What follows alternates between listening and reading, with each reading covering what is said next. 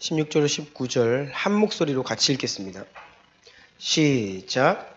예수께서 그 자라나신 곳 나사렛에 이르사 안식일에 늘 하시던 대로 회당에 들어가사 성경을 읽으려고 서심해 선지자 이사야의 글을 들이거늘 책을 펴서 이렇게 기록된 데를 찾으시니 곧 주의 성령이 내게 임하셨으니 이는 가난한 자에게 복음을 전하게 하시려고 내게 기름을 부으시고 나를 보내사 포로된 자에게 자유를 눈먼 자에게 다시 보게 함을 전파하며 눌린 자를 자유롭게 하고 주의 은혜의 해를 전파하게 하려 하심이라 하였더라.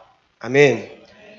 사도행전 2장 43절로 47절입니다. 교독하기를 원하는데요. 여러분 하나님 말씀 좀 크게 읽으십시다. 크게 읽고 아멘 하기를 원해요. 교독합니다. 제가 먼저 43절 읽습니다. 사람마다 두려워하는데 사도들로 말미암아 기사와 표적이 많이 나타나니 믿는 사람이 다 함께 있어 모든 물건을 서로 통용하고 또 재산과 소유를 팔아 각 사람의 필요를 따라 나누어 주며 날마다 마음을 같이하여 성전에 모이기를 힘쓰고 집에서 떡을 떼며 기쁨과 순전한 마음으로 음식을 먹고 함께 읽습니다. 하나님을 찬미하며 또 온 백성에게 칭송을 받으니 주께서 구원받는 사람을 날마다 더하게 하시니라. 아멘. 기도드립니다. 존귀하신 주님, 주님의 은혜에 힘입어 하나님을 아버지라 부르게 되었습니다. 주님께서 부르셔서 주님의 날 아침에 하나님을 예배하는 자리에 있게 되었습니다. 우리를 위해 십자가 위에서 죽으시고 부활하시고 다시 오실 예수 그리스도로 인해 감사를 드립니다. 우리가 받은 이미 이 큰 복을, 하늘에 속한 신령한 복들을 우리에게 다 주셨다고 하였는데 너무나 감사드립니다. 그런데 주님, 하나님의 백성이라 일컬음 받기에 너무나 부족한 저희들임을 또한 고백합니다. 우리를 변화시켜 주시고 우리에게 말씀하시고 진리의 말씀과 성령을 힘입어 시대를 분별하고 그리스도인답게 살게 하시고 주의 오실 길을 예비하며 이 어두움 가운데 빛으로 밝히 빛나는 주님 성도들 되게 하여 주시옵소서. 이 시간 진리의 성령께서 홀로 일하실 줄 믿고 감사드립니다. 예수 그리스도의 존귀하신 이름으로 기도드리옵나이다. 아멘. 아멘. 주변에 있는 분들과 인사합시다. 하나님의 음성을 들으시길 축복합니다. 네.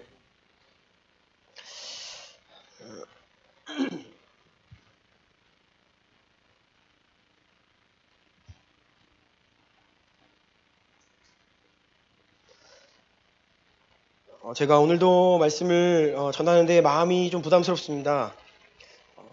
늘 설교가 좀 그렇지만 오늘 특별히 오늘 설교도 제가 이 말씀 앞에 저를 비추어 봤을 때 제가 얼마나 이 말씀 앞에 온전한가 라는 부분에서 부담이 많고요. 또 제가 판단하기로는 오늘날 대부분의 한국교회 그리스도인들이 이 말씀 앞에 자유롭지 못합니다. 떳떳한 분이 별로 안 계실 겁니다. 그래서 만약 여러분들이 오늘 성령 하나님께서 주시는 마음으로 정직하게 반응을 하신다면 오늘 메시지는 여러분 모두가 당장 지금 오늘 여기에서 하나님의 나를 향한 질책과 또 회개를 촉구하는 내용이 될 수 있기 때문에 제 마음이 좀 많이 무거운데요. 그럼에도 분명 하나님 말씀이기 때문에 말씀을 좀 나누기를 원합니다. 오늘 말씀 나누기 앞서서 에스겔 33장 말씀을 보면 그곳에 하나님의 선지자로 부르심 받은 에스겔을 향해 하나님 말씀하시는데 에스겔아 너는 성벽 위에 파수꾼과 같다. 파수꾼은 성벽 위에서 관찰을 잘해야 됩니다. 저 먼 곳으로부터 적군이 쳐들어오면 그것을 미리 최대한 빨리 알아차리고 나팔을 불어 성 안에 있는 주민들에게 백성들에게 곧 전쟁이 시작되니 빨리 전쟁 준비해라. 나팔을 불어 그것을 알리는 역할을 하는 것이 파수꾼인데 하나님의 말을 대언하는 선지자가 바로 그런 파수꾼의 역할이라고 말씀하시면서 파수꾼이 만일 분명히 나팔을 불어서 경고하였음에도 불구하고 성 안에 있는 백성들이 그 경고의 나팔을 들었음에도 준비하지 않고 변화되지 않아서 전쟁 가운데 멸망당한다면 그것은 그 성 백성들의 죄다. 하지만 만약 파수꾼이 나팔을 불어야 함에도 불구하고 자기네 책무를 다하지 못하여서 성 안에 있는 사람들이 적군이 몰려오는지 곧 죽임을 당할 것인지 모른 채 무방비 상태로 죽임을 당한다면 바로 파수꾼에게 그 죄값을 찾으시겠다라고 말씀하시면서 에스겔에게 너는 나의 말씀을 베어내라, 전해라 라고 말씀하십니다. 저는 파수꾼과 같은 선지자와 같은 역할을 해야 되는 부르심을 받은 자입니다.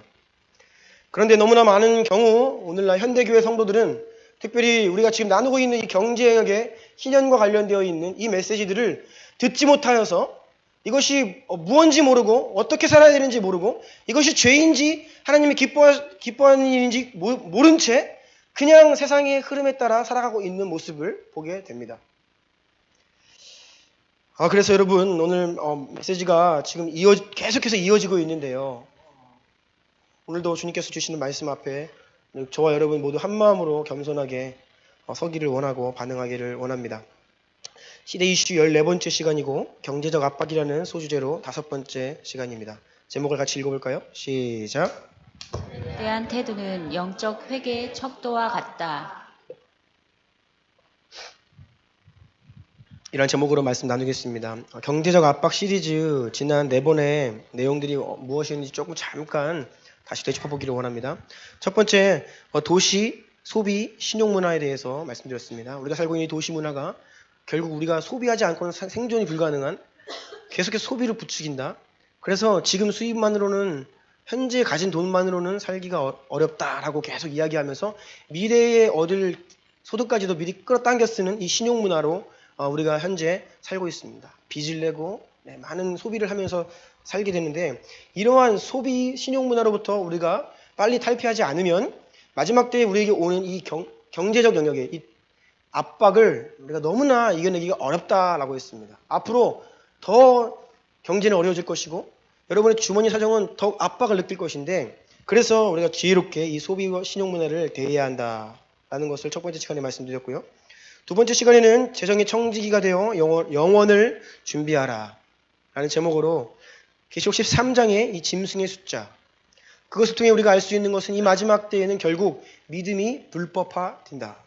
특별히 믿는 자들이 이 상거래 행위를 할 수 없는 차원의 이 재정에 관련되어 있는 영역에 굉장히 극심한 핍박을 받게 된다라는 겁니다.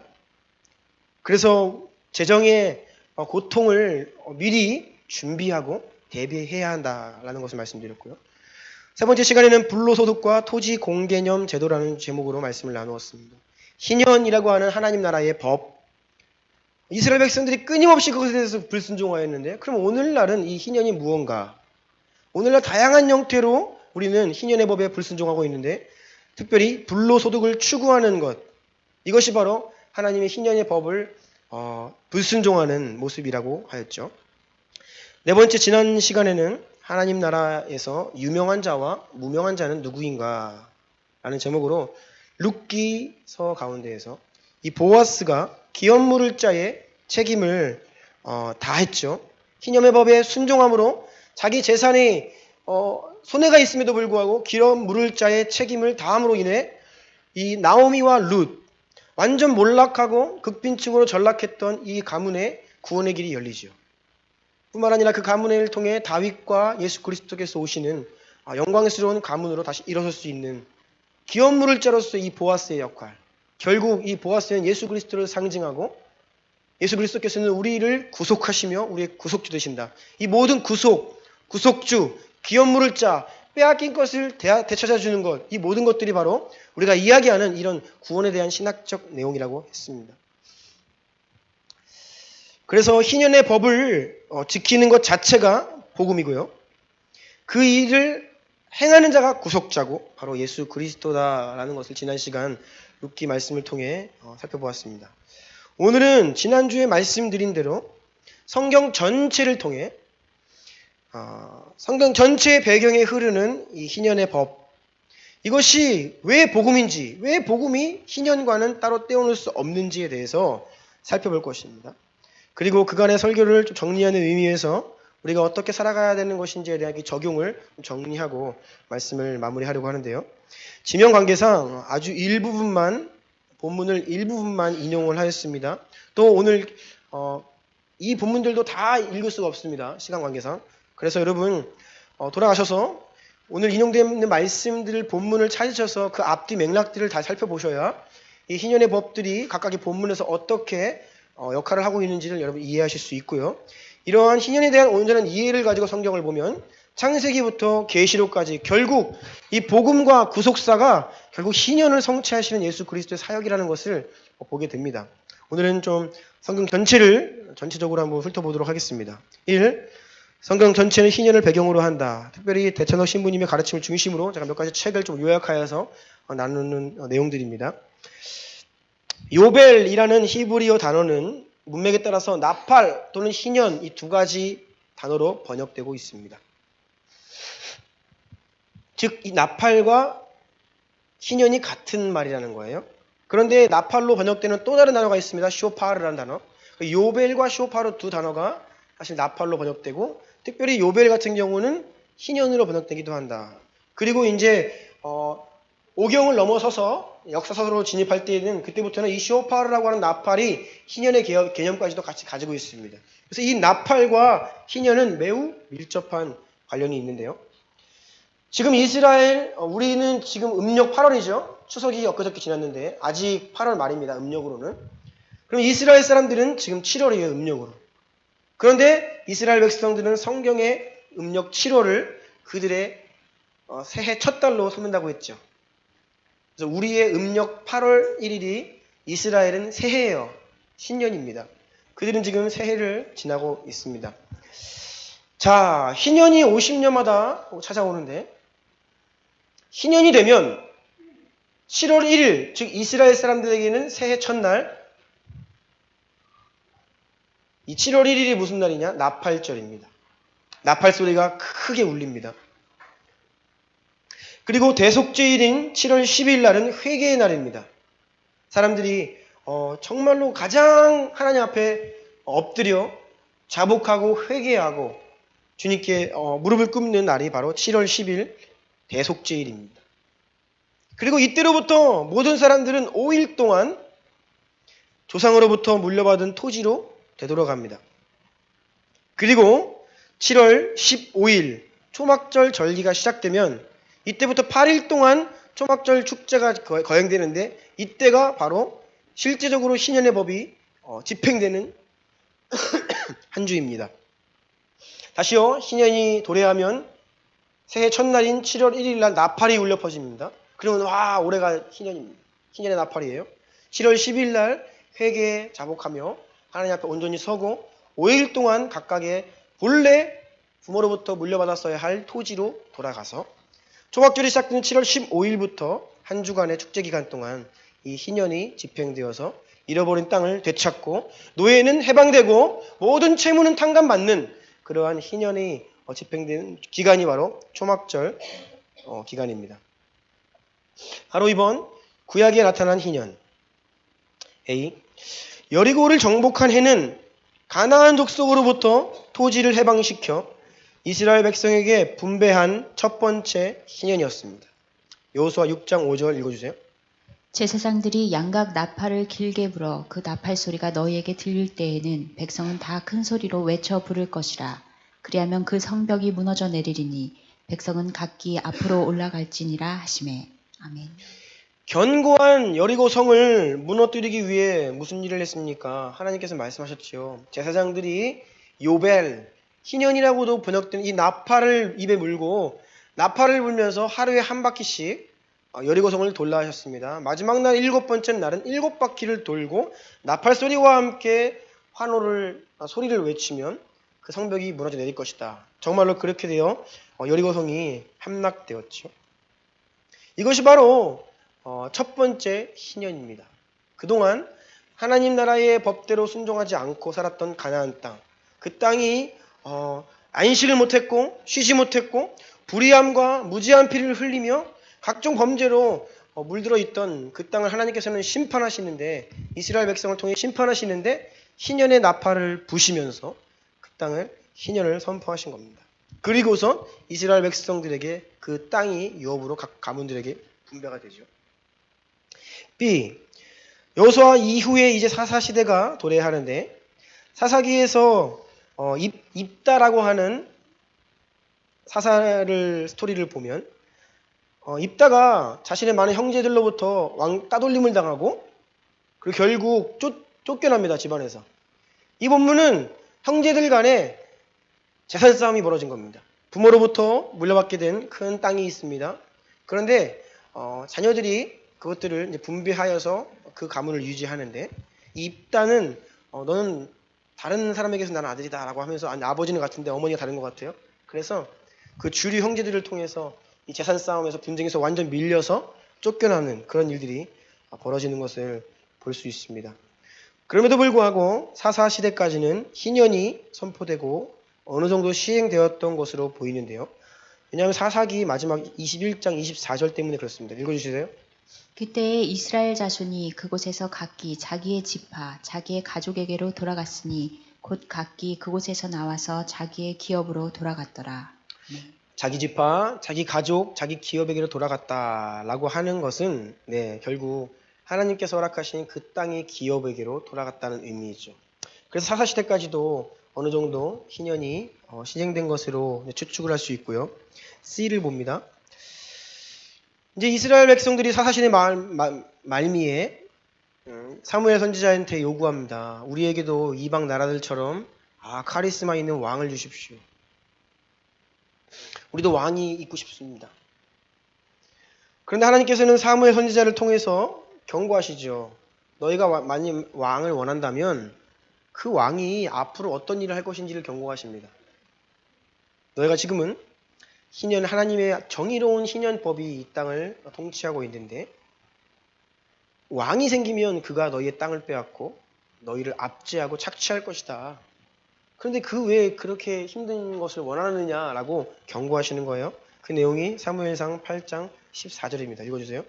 그가 또 너희의 밭과 포도원과 감람원에서 제일 좋은 것을 가져다가 자기의 신하들에게 줄 것이며 밭과 포도원과 감람원 땅을 빼앗아서 가져간다는 것입니다. 그 권력이 그것을 견고한 것이죠. 그럼에도 불구하고 이스라엘 백성들은 왕을 원하여서 이제 이스라엘에 하나님께서 왕을 허락하시죠. 첫 번째 왕 사울, 두 번째 왕 다윗인데 그럼에도 불구하고 이 다윗 왕 때까지는 희년의 경제법이 어느 정도 지켜진 것으로 보입니다. 보통 정권이 바뀌면 이전 왕의 가문의 씨를 말리죠. 그리고 재산을 몰수하여서 다시는 왕의 찬탈을 꾀하지 못하도록 차단하는 것이 보통 왕들이 하는 일입니다. 다윗 왕이 섰습니다. 원수같이 자기를 죽이려 했던 사울 왕이 죽었죠. 그런데 다윗은 사울의 모든 토지를 그 가문에 살아남았던 유일한 후손이었던 이 무비보셋을 결국 찾아내어서 어디 있는가 찾아내어서 그에게 모든 사울에게 속했던 기업, 땅을 다 돌려줍니다. 그리고 그 무비보셋이 궁전에 머물며 함께 다윗과 함께 밥을 먹을 수 있도록 긍휼과 자비를 베풀어 주죠. 이러한 다윗의 모습을 보면 다윗은 희년의 법, 즉 그 안에 있는 긍휼과 자비와 정의를 행하는 왕이었다는 것을 우리는 알 수 있습니다. 뿐만 아니라 알파벳 E입니다. 요압 장군이 드고와 여인을 다윗에게 보내서 이제 여러 가지 일을 하는데 그 중에 이제 드고와 여인이 다윗에게 나와서 자기의 형편을 이렇게 이야기를 합니다. 저에게는 남편이 있고 원래 두 아들이 있는데 그 남편이 죽었다는 것입니다. 근데 두 아들이 서로 싸우다가 한 아들이 죽임당했어요. 이제 남은 것은 남편도 없고 아들만 하나입니다. 지난 시간에 룻기를 통해 보았지만 홀로 남은 여자에게 하나밖에 없는 아들은 생명과 같습니다. 이 아들마저 사라지면 이제 모든 토지를 빼앗기고 모든 재산을 찾을 길이 없게 되는 거예요. 그런데 이웃 주민들이 그 상황을 딱 알죠. 어떻게 해요? 저 아들만 죽이면 저 여인이 가지고 있는 토지, 이 많은 땅을 우리가 빼앗을 수 있겠구나. 그러니까 그 아들을 죽이려는 겁니다. 하나 있는 아들을. 그래서 드고와 여인이 다윗 왕에게 호소하는 거예요. 단순히 억울한 일이 아닙니다. 이러한 절박한 상황 가운데 다윗 왕에게 호소하자 다윗 왕은 하나님의 희년법 순종하는 마음으로 그것을 해결해 주겠다라고 말하는 모습들을 우리가 볼 수 있고요. 다음 페이지로 갑니다. F. 인용된 구절들이 많아서 다 읽기는 좀 어렵고요. 조금 이제 부분적으로 살펴보면서 넘어갈 것입니다. 솔로몬 때에는 이스라엘이 가장 부한 시대였다라고 볼 수 있는데, 솔로몬이 누렸던 이 막대한 부는 이스라엘 백성들의 땅이나 기업을 빼앗아서 나라가 부강해진 게 아니라 이웃 나라들이 바치는 곡물과 무역 등을 통해서 얻어진 듯 합니다. 왜냐하면 열왕기상 4장 25절 말씀 때문입니다. 읽어주세요. 솔로몬이 사는 동안에 유다와 이스라엘이 단에서부터 부엘세바에 이르기까지 각기 자기 포도나무 아래와 자기 무화과나무 아래에서 평안히 살았더라. 아멘. 네, 이 번역이 한글 성경에는 자기라는 말이 빠져 있는데 원어를 보면 각기 자기 포도나무, 각기 자기 무화과나무입니다. 이게 정확한 번역입니다. 이 표현은 희년의 법이 잘 돌아갈 때에 모든 이스라엘 백성들이 가난한 자 없이 모두가 풍요롭고 윤택하게 살아가는 정의로운 하나님 나라의 백성들을 일컬을 때 각기 자기 나무, 자기 포도나무, 자기 무화과나무 아래에서 서로를 초대하고 먹고 마시며 평안히 살았다라는 표현인데요. 솔로몬 때가 그러했다는 것입니다. 예, 토지가 어느 누구에게 편중되거나 빼앗김 당하는 불의가 아닌 정의로운 이 희년의 법이 계속해서 집행되었기 때문에 솔로몬 시대가 바로 이러했다라는 것을 우리는 알 수 있죠. 주의입니다. 솔로몬 왕은 즉위한 지 12년이 되는 해에 성전을 봉헌하게 됩니다. 이것은 아마도 다윗 왕이 이스라엘 전체에서 왕으로 인정을 받은 지 50년이 되는 해였을 것으로 추정이 되는데요. 먼저 말씀드린 여호수아서에 기록된 첫 희년을 기점으로 하여서 연대를 좀 추정해 보면 바로 이때가 희년과 거의 비슷한 해입니다. 오래전 일이기 때문에 우리가 정확한 연대를 알 수는 없지만 추정을 하면 얼추 이 솔로몬이 성전을 봉헌했던 해가 희년의 즈음한 해였다는 것을 이제 알 수 있고요. 그런데 이 성전 봉헌식이 초막절에 행해집니다. 그리고 백성들이 왕의 축복을 받고 자기 고향으로 돌아가면서 이 성전 봉헌식이 끝나는데 여기에서 희년의 흔적이 나타나요. 열왕기상 8장 66절 다 같이 읽어볼까요? 시작. 여덟째 날에 솔로몬이 백성을 돌려보내매 백성이 왕을 위하여 축복하고 자기 장막으로 돌아가를 때 여호와께서 그의 종 다윗과 그의 백성 이스라엘에게 베푸신 모든 은혜로 말미암아 기뻐하며 마음에 즐거워하였더라. 아멘. 각기 자기 장막과 기업으로 돌아가는데 그들 마음 가운데 기쁨과 즐거움이 가득하였다. 이런 초막절 행사를 끝낸 이후 이들의 모습이 이런 것들이 희년에 대한 아주 역력한 흔적이라고 볼 수 있고요. 그런데 더 중요한 것은 솔로몬이 왜 이 초막절에 이 성전 봉헌식을 거행했냐라는 것을 추론해 보면 더 알 수 있습니다. 실제로 성전이 완공되었던 것은 11개월 전이었습니다.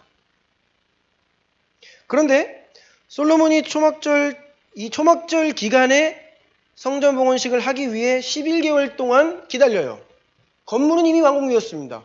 이미 준비가 되었는데 하나님께 올려드리는 그 봉헌식을 12개월 동안 준비합니다.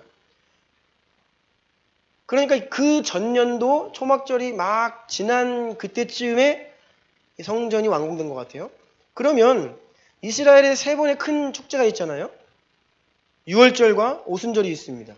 유월절과 오순절에 모든 사람들이 다 예루살렘에 모입니다. 그러면 그때 성전 봉헌식을 하면 되는데 유월절과 오순절에 하지 않고 초막절까지 기다렸다는 것입니다.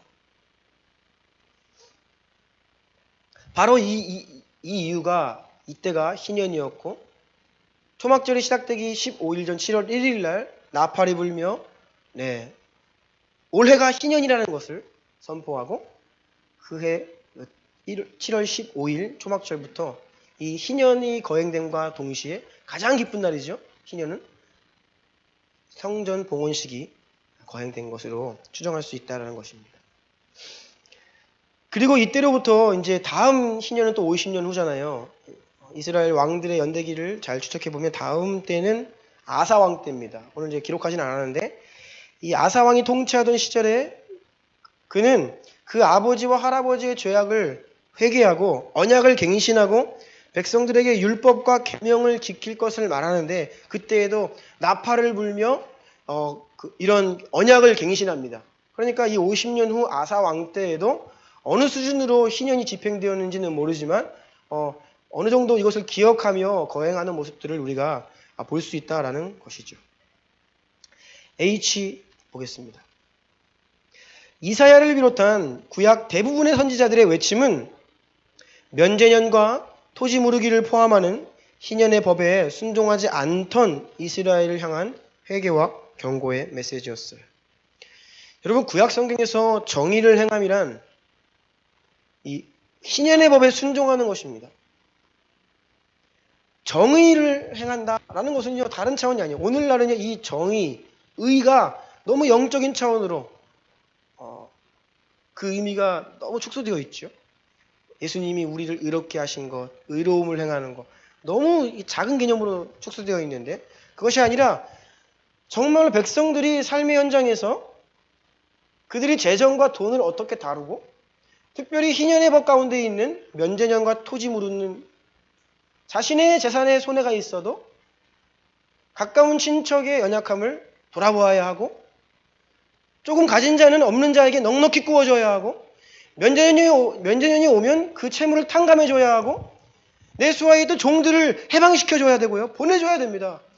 보내줄 때 그냥 보내주자는 말이 없어요.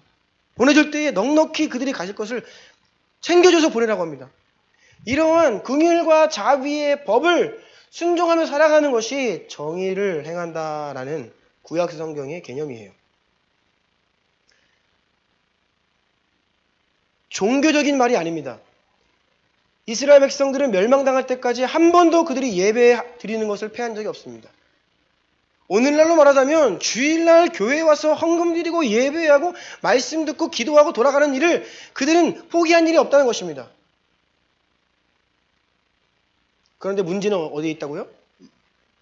주일날 벌어지는 일보다는 주중에 삶의 현장에서 직장에서 세상의 한복판에서 어떻게 살아가고 있느냐의 모습을 가지고 하나님은 이스라엘 백성들을 책망하셨다는 거예요. 이사야 5장 8절 읽어주세요. 가옥에 가옥을 이으며 전토에 전토를 더하여 빈틈이 없도록 하고 이 땅 가운데에서 홀로 거주하려 하는 자들은 화 있을진저. 아멘. 희년의 법이 무너져서 가진 자들이 계속해서 더 가지려 하고 나누는 것을 거부하고 거절하고 그래서 구약 성경에서 고아와 과부를 압제하는 것은요, 이웃의 것을 탐하며 도적질하는 것은요, 오늘날처럼 무슨 칼 들고 들어가가지고 강도짓 하는 것을 말하는 게 아닙니다. 고아와 과부에게 기업 물을 자의 책무를 다하지 않는 거예요.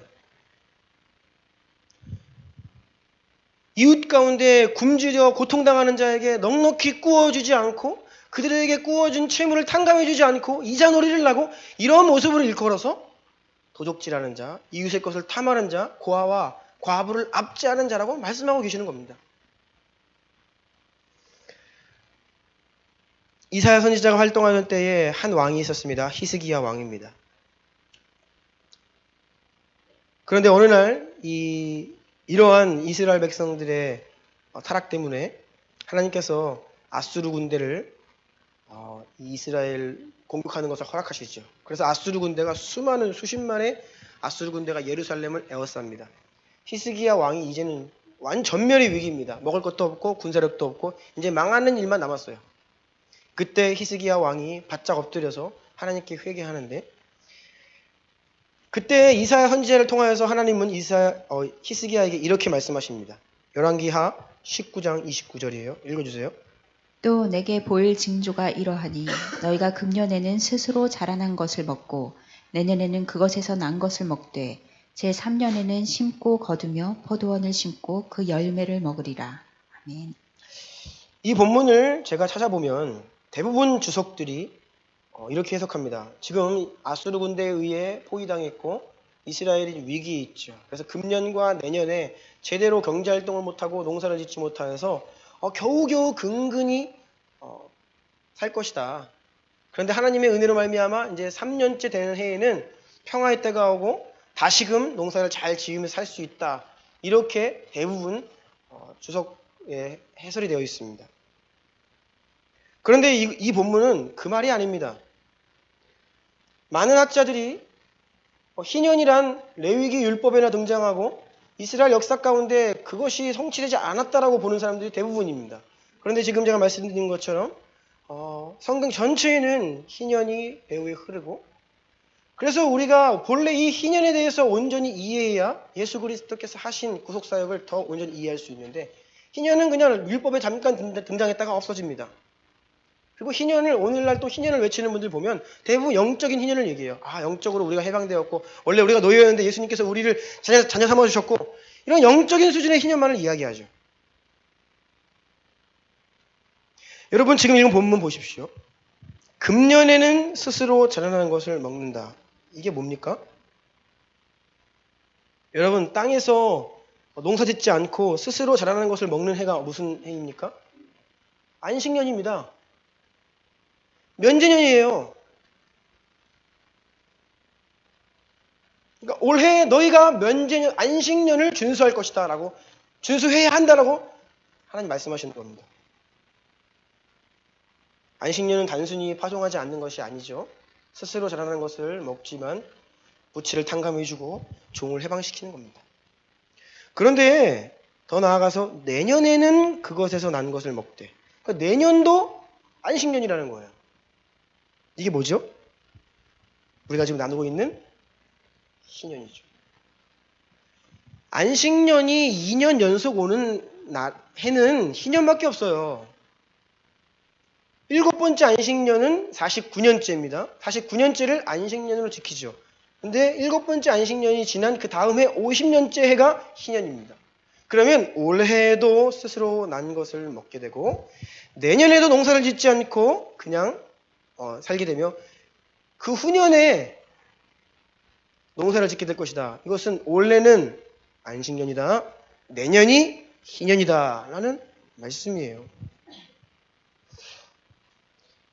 이 말씀을 듣고 히스기야는 회개합니다. 그래서 안식년과 희년을 행하기로 결단을 하는 거예요.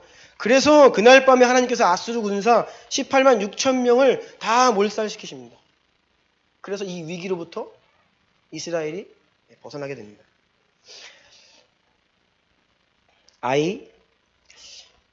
미가서 전체의 주제는 정의를 행하지 않는, 즉 희년의 법에 순종하지 않는 불의를 향한 회개의 메시지였습니다. 미가 2장 2절 다 같이 읽어볼까요? 시작. 밭들을 탐하여 빼앗고 집들을 탐하여 차지하니 그들이 남자와 그의 집과 사람과 그의 산업을 강탈하도다. 밭들을 탐하고, 하나님께서 그 가문에게, 나에게 허락하신 땀 흘려 일할 수 있는 우리 가문의 토지와 기업을 넘어서서 다른 이웃의 밭을 빼앗고 토지를 늘려가고 가옥을 늘려가며 더욱더 부하기를 원하는 그 모습을 하나님께서는 책망하시는 겁니다. 그래서 이어지는 미가서 6장 7절, 8절, 16절 보면요, 여호와께서 천천의 순양이나 만만의 강물 같은 기름을 기뻐하실까? 내 허물을 위하여 내 맏아들을, 내 영혼의 죄로 말미암아 내 몸의 열매를 드릴까?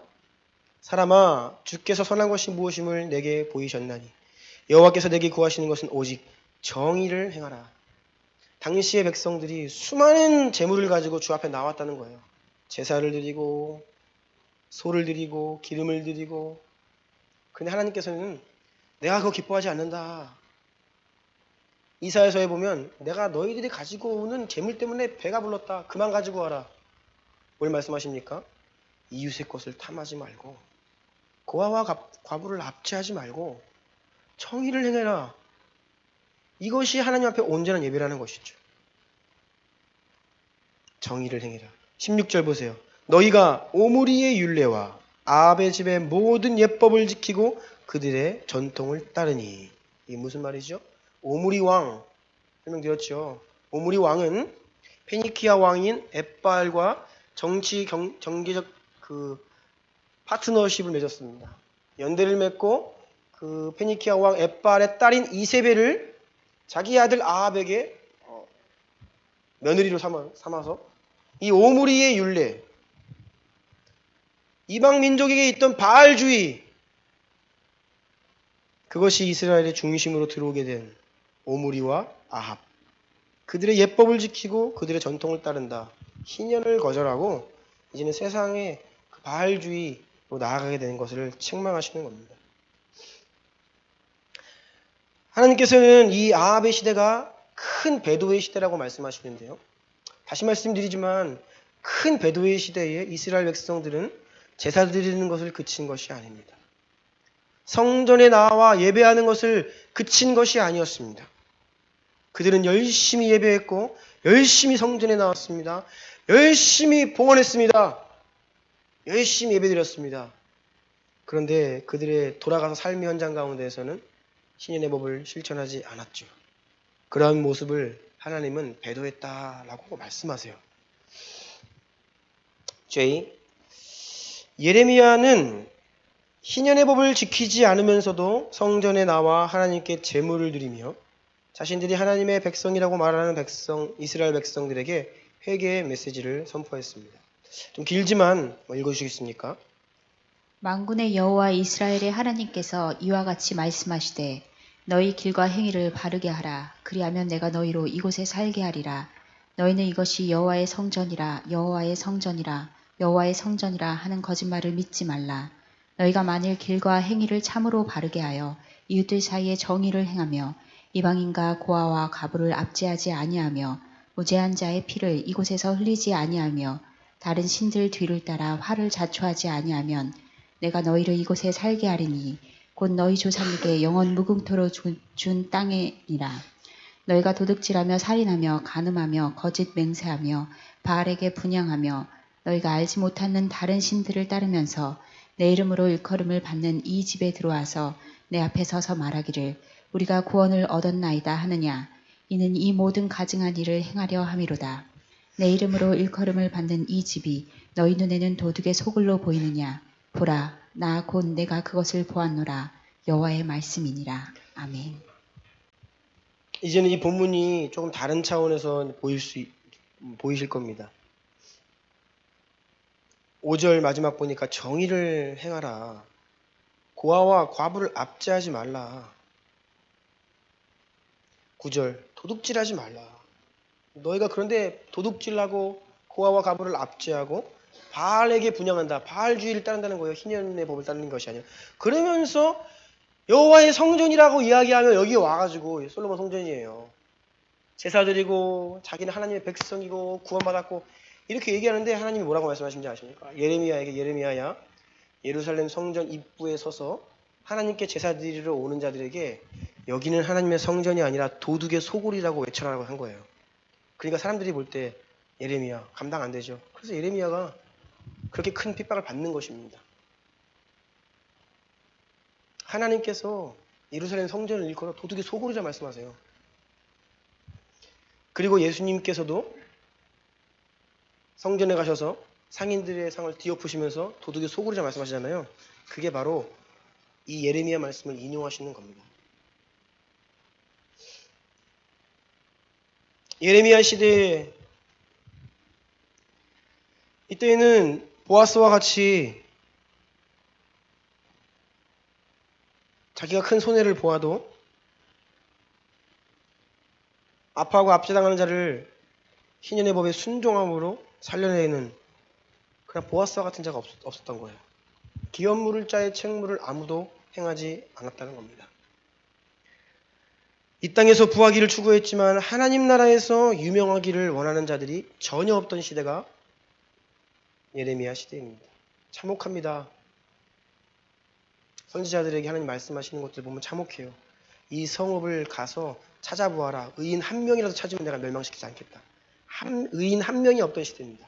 모두가 이것이 옳은 길이라 이야기하며 계속해서 재산을 축적하고 부하게 되는 것을 따라 이 바알주의가 완전히 이스라엘을 지배하던 때입니다. 그런데 다시요. 성전이 있어요. 예배가 올려집니다. 그들 스스로는 결코 멸망하지 않을 하나님의 백성이라고 생각하고 있어요. K. 남유다의 마지막 왕 시드기야. 이때 예레미야가 활동했던 때죠. 결국 예레미야는 그렇게 회개를 외쳤지만 이스라엘 백성들을 듣지 않고 예루살렘의 멸망을 보게 되는 선지자죠. 남유다의 마지막 왕이었던 시드기야는 위기 앞에 회개하여 안식년, 면제년을 선포합니다. 이 본문은 좀 길기 때문에 읽지 않겠는데요. 시드기야 왕이 위기 때에 하나님께 순종해요. 회개합니다. 면제년을 지키겠다고 해요. 그래서 당시에 예루살렘에 있던 이런 기득권자들이 자기의 집에 있는 종들을 다 해방시킵니다. 자유케 풀어줘요. 그래서 하나님께서 은혜를 주십니다. 그런데 이들이 금방 마음이 변해가지고 풀어줬던 종들을 다시 잡아옵니다. 그러니까 면제년을 행했는데 그것을 다시 번복하고 취소를 해요. 그래서 하나님이 마지막까지 기회를 주시는데 이 마지막 왕 시드기야 때 이런 일이 벌어져서 결국은 망한 겁니다. 이스라엘이.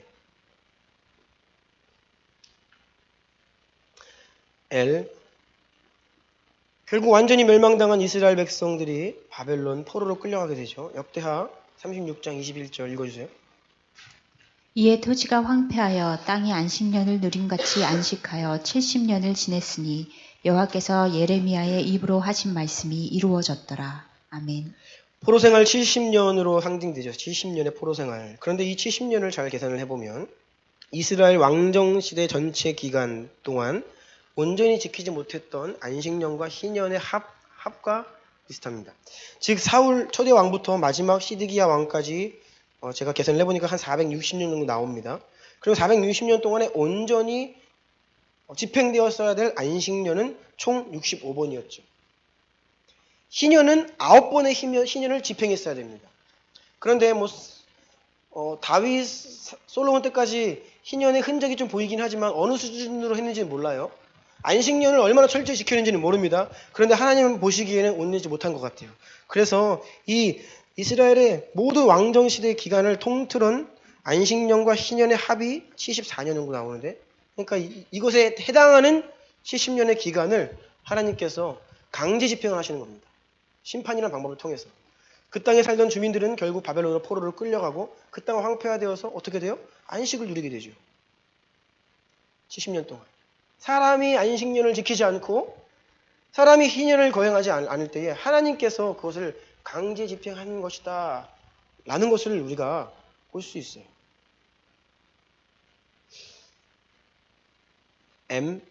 이스라엘 역사에서 안식년과 희년법에 순종하기로 결단하고 단행했던 토지 경제 개혁은 영적 회개의 척도였습니다.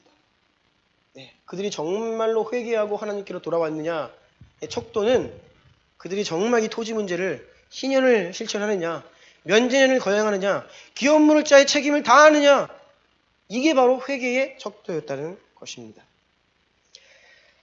가로 3번입니다. 자, 그러면 이런 희년이 구약에서만 나타나냐? 그렇지 않죠. 신약 전반 모든 성경에 걸쳐 나타나는데요. A. 예수님께서 산상수훈에서 말씀하신 가난한 자, 애통하는 자, 온유한 자, 의에 줄이고 목이 마른 자, 이러한 사람들은요 다른 사람들이 아닙니다.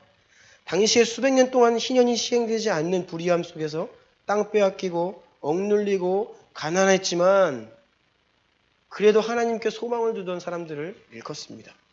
마태복음 5장 3절부터 5절 같이 읽을까요? 시작.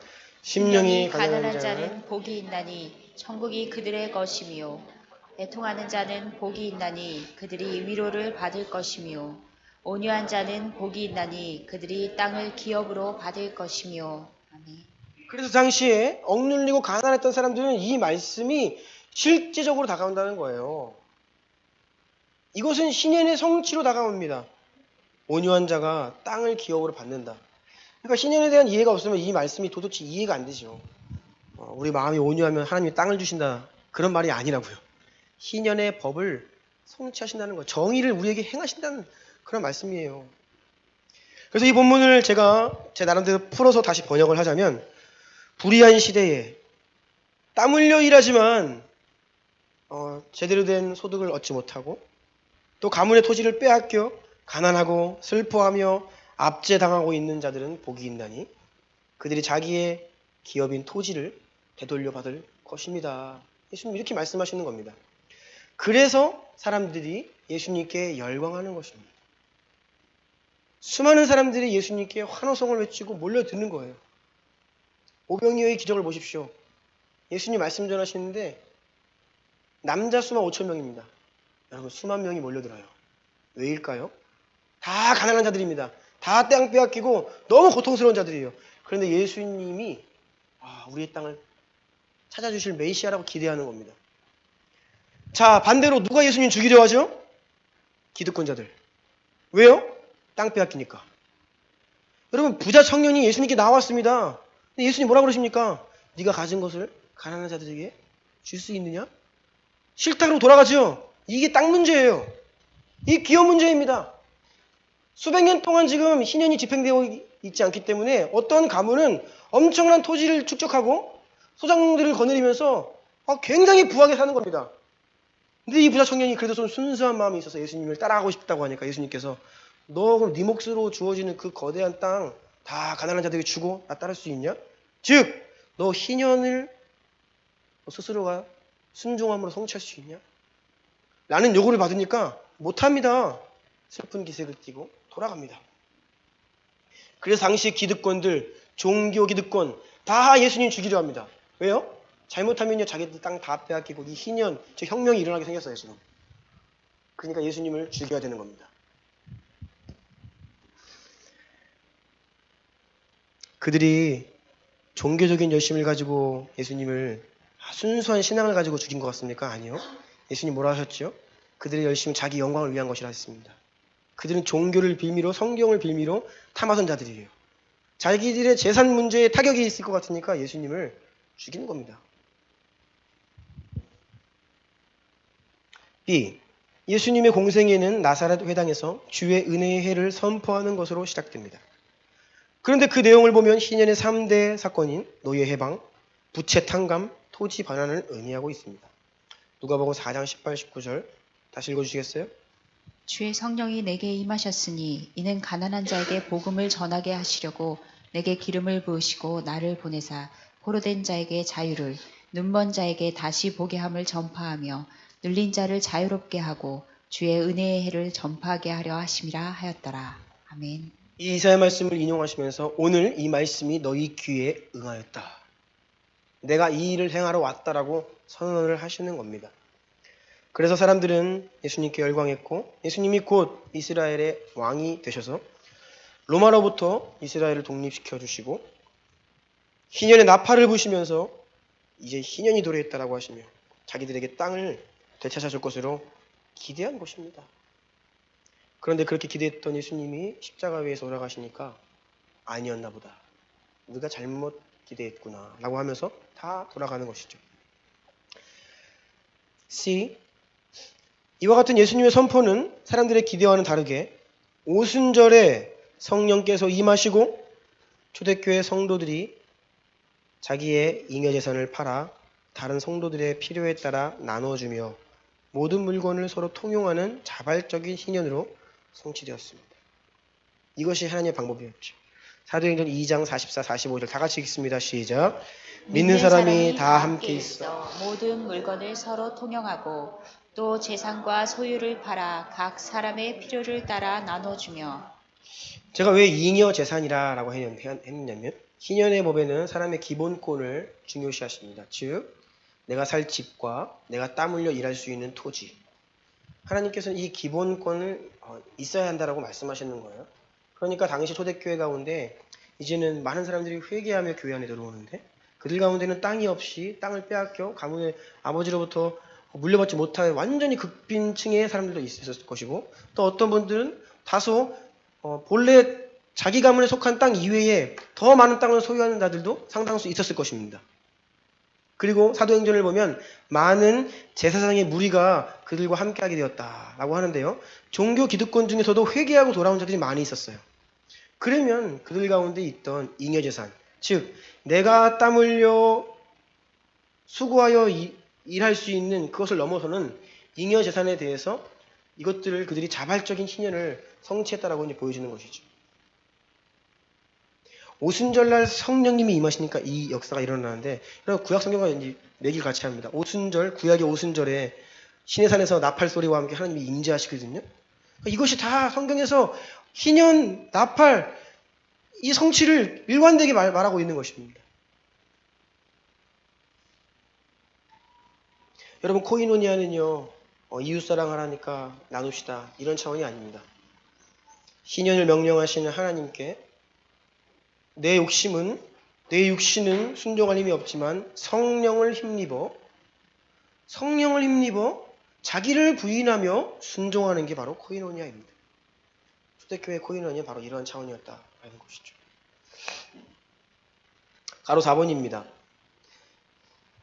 결국 이스라엘 백성들이 정의를 행하지 않고 불의했을 때 하나님은 경고하시다가 결국 그들을 심판하시고 다시금 새롭게 하시는 일들을 하시는데 이 불의에 대한 하나님의 심판은 성경에만 이스라엘 백성들에게만 나타나는 것이 아닙니다.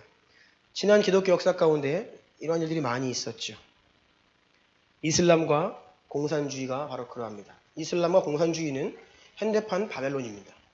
하나님의 백성들이 정의를 행하지 않을 때에 바벨론을 통해 그들을 황폐화시켰던 것처럼 하나님의 백성들이 정의를 행하지 않을 때에 이슬람 공산주의 혁명이 일어나요. 이것이 하나님께서 허락하시는 심판입니다. 브루스 커밍스라는 분이 있어요. 시카고 대학의 석좌 교수입니다. 지금은 연세가 많이 있으셔서 은퇴를 하셨는지는 모르겠어요. 이분은 한국 전문가입니다. 한국 근현대사 전문가고 동아시아 국제관계의 세계적인 권위자인데 이분의 아내가 한국인이에요. 이분도 교수님인데 그래서 한국에 굉장히 깊은 관심이 있고 평생 한국을 연구하신 분입니다. 이분이 쓴 책들이 많이 있는데 그 가운데 한국 전쟁의 기원이라는 책에서 1945년 해방 당시에 한국은 전 세계에서 가장 토지 관계에 있어서 가장 불공평한 나라였다는 것입니다. 그래서 이 토지 불균형 때문에 정치적으로 양극단을 초래했다는 겁니다. 더 깊이 들어가서는 그 해방 이전의 일제시대가 문제였어요. 일제시대 때 독립운동하는 투사들은 땅 뺏기고 재산 뺏기고 가난한 층으로 전락했고요. 일제와 협력했던 사람들은 거대한 자본을 축적했습니다. 그 상황에서 해방을 맞이했습니다. 억울하죠. 좋은 일하고 나라를 위해서 했던 사람들은 가난해져 있습니다. 그런데 일제에 빌붙어가지고 나쁜 짓 했던 사람들이 큰 땅을 소유하고 있습니다. 당연히 국민들의 마음 가운데 이 불의함에 대한 불만은 이대로 안 된다. 이런 의식이 있는 거예요. 여러분 이럴 때 뭐가 일어나요? 공산주의가 일어납니다. 공산주의는 뭡니까? 너희들 가진 거 내가 다 거두어서 공평하게 분배해 줄게. 그래서 해방 이후에 남과 북이 정치적 양극단 분열을 치닫고 결국은 전쟁이 벌어지고 지금까지도 이렇게 분열되어 있는 모습들의 근본 원인이 바로 토지 불균등이었다라는 겁니다.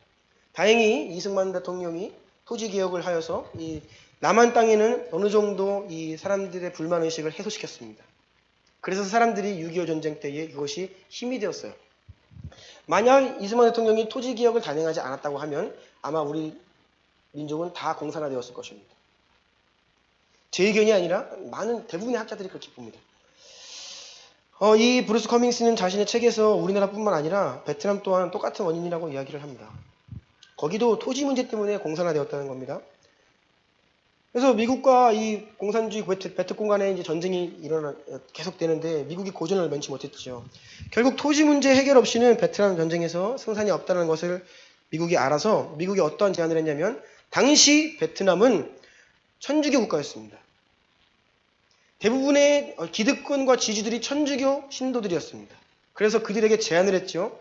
너희들의 땅을 이렇게 소장농들에게 빨리 선의를 베풀며 매각을 하거나 나눠주는 방식이 아니면 이 민심이 다 공산주의를 향했기 때문에 이 전쟁에서 이길 수 없다. 그런데 이 천주교 지주들이 이것을 거절합니다. 그래서 결국 베트콩들에게 다 땅 빼앗기고 죽임당해가지고 결국 지금까지 공산화가 되어 있죠. 이 브루스 커밍스는 이 모든 공산주의의 배후에 본래 그 사회의 기득권 자리에 있던 특별히 믿는 자들 이야기하죠. 지금 아랍 국가들 다 로마 시대 때에 로마 카톨릭의 영향 아래 있던 나라들입니다.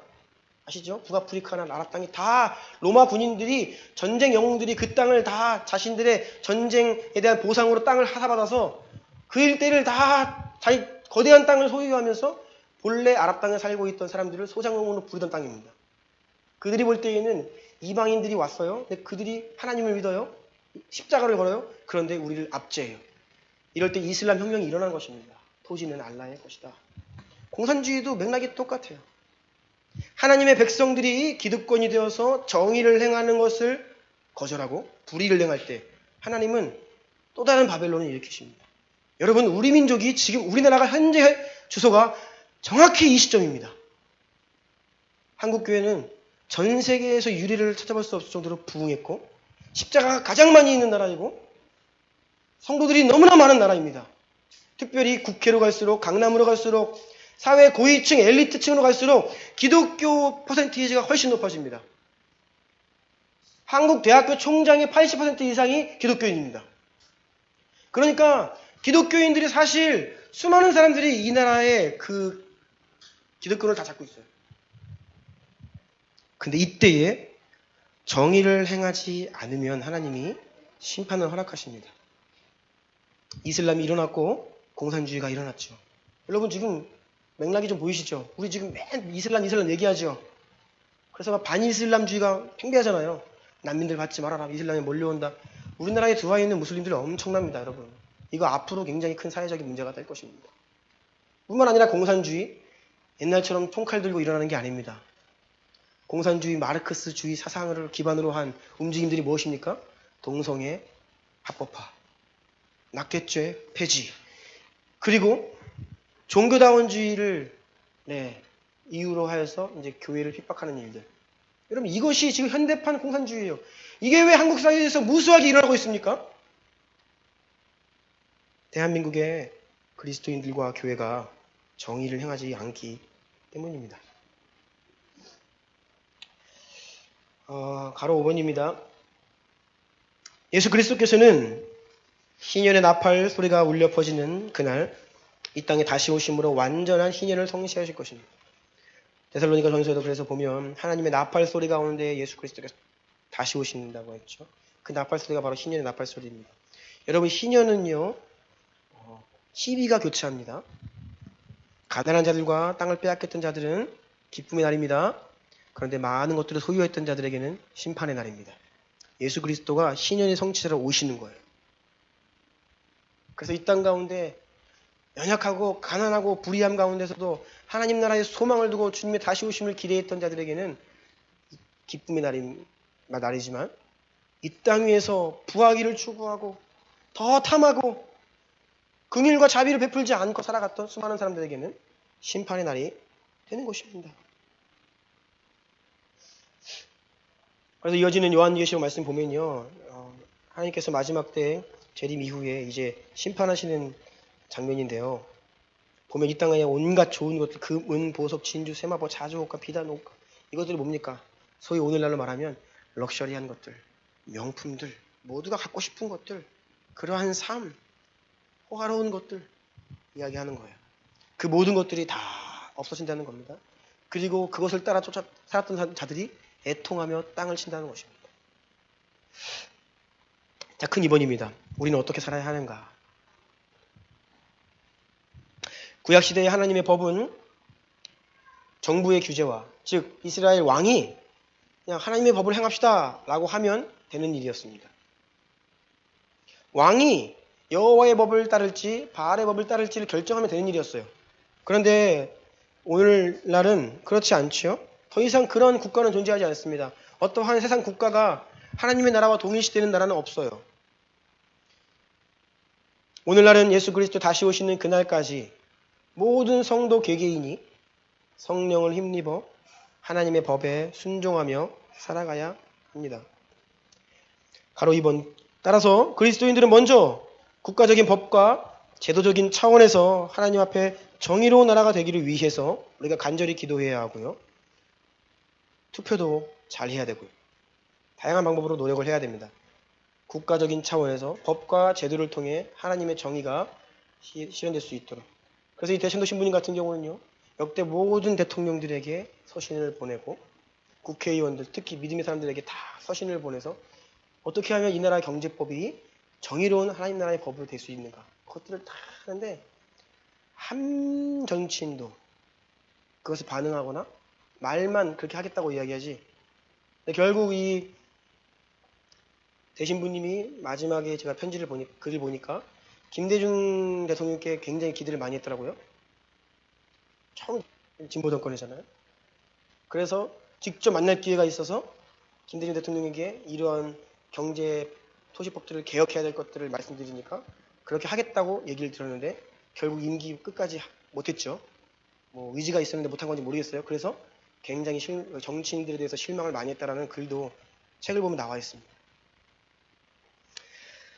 가로 3번입니다.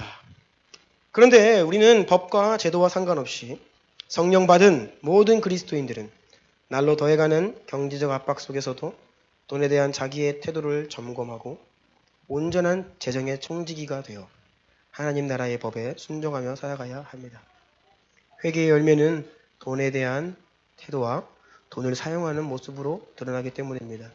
존 웨슬레는 이렇게 얘기했죠. 당신의 지갑이 회개하기 전까지 당신은 진정으로 회개한 것이 아닙니다. 뭐 헌금 좀 많이 해라 이런 차원이 아닙니다. 전혀 아니에요. 그런 게요. 우리가 돈을 어떻게 대하고 우리의 재정관과 우리의 삶이 어떠한 태도로 살아가는지를 보면 이가 그 사람이 정말 회개하고 주님 믿는 자인지가 드러난다는 것입니다. 가로 4번입니다. 불로소득을 추구하는 시대의 흐름을 우리는 거슬러야 합니다. 특별히 부동산, 주식 등의 투자를 통해 더 많은 이익을 추구하는 것은 우리가 더 많은 이익을 추구하면 더 많은 이익을 위해 생산 단가를 낮추기 위해서 다른 누군가의 노력에 합당한 대가가 돌아가는 것을 방해합니다. 그래서 결국 우리도 간접적으로는 경제적 불의를 부추기는 것이 될 수 있기 때문에 굉장히 이런 부분 조심해야 합니다. 여러분, 정부가 들어서는 정권마다 부동산 대책 마련하고 주택들 계속 공급하고요. 아파트 계속 분양하고 그러는데 왜 집값이 안 잡히죠? 간단합니다. 누군가가 내가 살 집 이외에 다른 집을 많이 소유하고 있기 때문이에요. 우리나라는 부동산 불패 신화가 있죠. 어떻게 해서든 할 수만 있으면 집을 가지고 있으면 이 값이 뛰어서 많은 돈을 벌게 된다는. 그래서 어떻게 해서든지 더 많은 집을 가지고 있으려고 하고 실제로 많은 이익을 남깁니다. 그게 바로 대한민국 집값이 높은 이유입니다. 이번 주에 기사를 보니까 올해 최대 임대주택 보유자 보셨어요? 기사요? 604채를 보유하고 있더라고요. 한 사람이 604채를 가지고 주택을. 근데 이 통계가 제가 작년 걸 찾아보니까 작년에는 2291채로 나와요. 한 사람이 1등이 2000채를 소유하고 있고 두 번째가 1000몇 채, 세 번째가 600몇 채 뭐 그러던데 1년 만에 왜 이게 바뀌는지는 잘 모르겠는데 제가 이것을 면밀히 조사하지는 못했습니다. 모쪼록 한 사람이 수천 채, 수백 채를 소유합니다. 이게 우리나라 집값의 문제예요. 자, 그래서 나라가 정권이 또 국회의원들이 여러 가지 대책을 내놓습니다. 그래서 뭐 다주택자에게 세금을 물리느니 뭐 얼마 이상 되는 고가의 주택에 대해서는 뭐 얼마 세금을 물리느니 뭐 계속 막 하는데 그런데 우리가 잘 살펴봐야 될 것이 청와대 참모진과 고위공직자를 조사해 보니까 47%가 다주택자예요. 35%가 강남에 집을 갖고 있습니다. 국회의원들을 조사해 보니까 현재 국회의원들 중에 42%가 다주택자입니다. 25%가 강남 3구에 집을 가지고 있어요. 인구 비례를 보자면 대한민국 인구의 3.4%만이 강남 3구에 사는데 고위층으로 갈수록 강남에 집을 가지고 있다는 것이죠. 국회의원들은 25% 이상이. 그럼 여러분 현재 정책 결정자들, 국회의원들, 청와대 참모진들과 고위 공무원들이 다 사실은 많은 주택을 소유하고 있고 강남에 집을 가지고 있는 사람들입니다. 그럼 이 사람들이 집값을 잡으려는 의지가 있겠어요? 없겠어요? 없죠. 이게 또 이유이기도 합니다. 대책마다 뭐 효력이 없고 오히려 집값 더 올라가고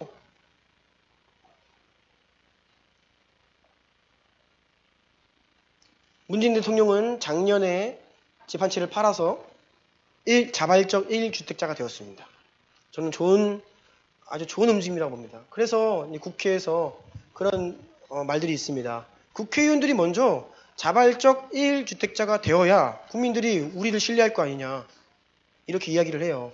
여기 계신 분들 다 강남에 집 가지고 있고 몇 채씩 가지고 있는데 여러분 정말로 부동산 개혁할 마음 있습니까? 이렇게 묻는 거예요. 우리가 자발적 1주택자가 되지 않으면 국민들이 우리를 신뢰하지 않을 것입니다. 이렇게 이야기를 하는 사람이 누구인지 아십니까? 정의당 대표예요. 저 정의당 대표. 근데 여러분 알다시피 정의당 대표는 퀴어 축제 벌어지면 동성애자들 옆에 가가지고 그들 지지하고 동성결혼 합법화를 해야 한다고 이야기하는 사람이에요. 제가 정치권이 투표를 앞두고 선거를 앞두고 또 정치 문제에 있어서 한쪽 편을 들면 절대 안 된다고 말씀드린 이유가 여기 있습니다. 여러분 동성애 문제를 보면 당연히 보수 정권이 우리 교회 편인 것 같죠. 근데 여러분 희년 이거 굉장히 중요합니다. 오히려 목사님들 중에서 이 진보 정당을 지지하는 분들이 많이 계십니다. 근데 그들의 논리는 그거예요. 동성애 문제도 알고 다 중요한데 희년의 법이 훨씬 중요한 가치다. 그래서 나는 진보 정당을 지지한다. 그런 분도 계세요. 저는 그 말에 동의하지 않습니다. 무엇을 말씀드리냐면 세상에 있는 정치 집단은요. 부분적으로 하나님 나라 안에 정의를 외치는 속성이 있어요. 그런데 지금 대부분의 한국 기독교 기득권들은 동성애를 반대한다는 이름 한 가지로 보수정당을 옹호합니다. 그런데 보수정당은 어떤 사람들이에요? 지금 개혁할 의지가 없어요. 그냥 이대로 갑시다. 야야. 더 가지기를 원하는 거예요. 더 자유롭게 풀어져서 재산 가진 사람들 계속 그건 자유다. 그게 자유경제거든요. 그래서 이 진보 정권이 무언가 규제를 하려고 하면 공산주의다라고 공격을 해요. 그래서 여러분 이 토지 공개념 제도 안에 하나님 나라의 희년법이 잘 들어가 있다고 했습니다. 그런데 이것이 과연 이 진보 정권을 통해 얼마나 실현될지에 대해서는 미지수이지만 그럼에도 불구하고 기본적으로 토지 공개념 제도는 성경적인 사상이 들어가 있는 법이에요. 제도입니다. 그러면 우리가 이때에 아무리 동성애를 찬성하는 그룹들이다 할지라도 토지 공개념 제도를 이야기할 때는 그것이 맞다라고 이야기해야 되죠. 그런데 한국교회 대부분은 그것을 반대하고 있습니다. 이렇게 되면 우리는 하나님의 심판의 막대기, 채찍을 맞게 되는 것입니다.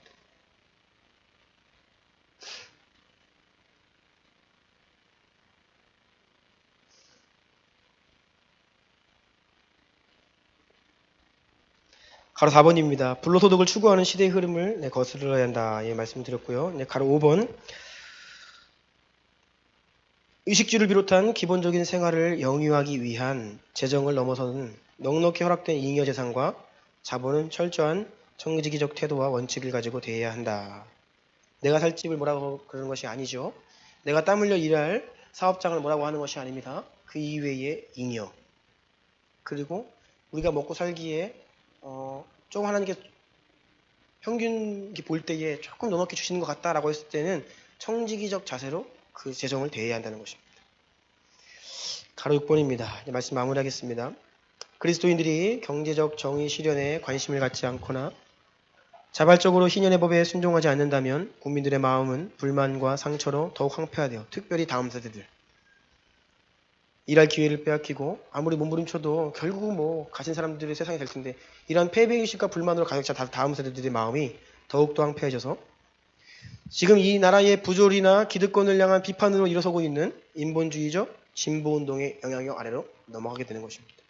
그로 인해 현대판 공산주의라고 할 수 있는 동성애 합법화가 지금 다루고 있는 이 모든 거세한 거세게 몰려들고 있는 이 어두운 문들이 빠르게 열리게 될 것이라는 기도하겠습니다.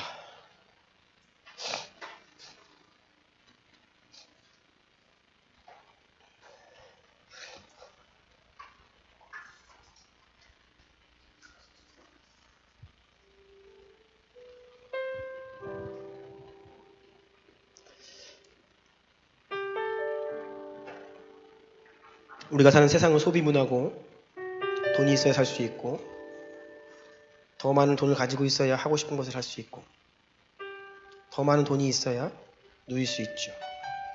그래서 어떻게 하면 더 적게 일하고 더 많이 벌까를 고민하는 시대 가운데 많은 사람들이 하나님의 법과 어긋나는 긍휼과 자비로운 경제생활이 아니라 탐욕과 자족하기보다는 더 가지려 하는 그런 마음으로 삶을 살아갑니다. 여러분 부탁드리기는 여러분의 생활 수준이 어떠하든지 먼저는 하나님 앞에 감사한 마음을 가지시기를 축복합니다.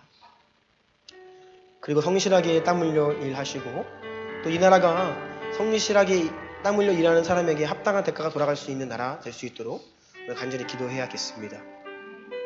또 세상은 많은 사람들은 쉽게 돈을 법니다.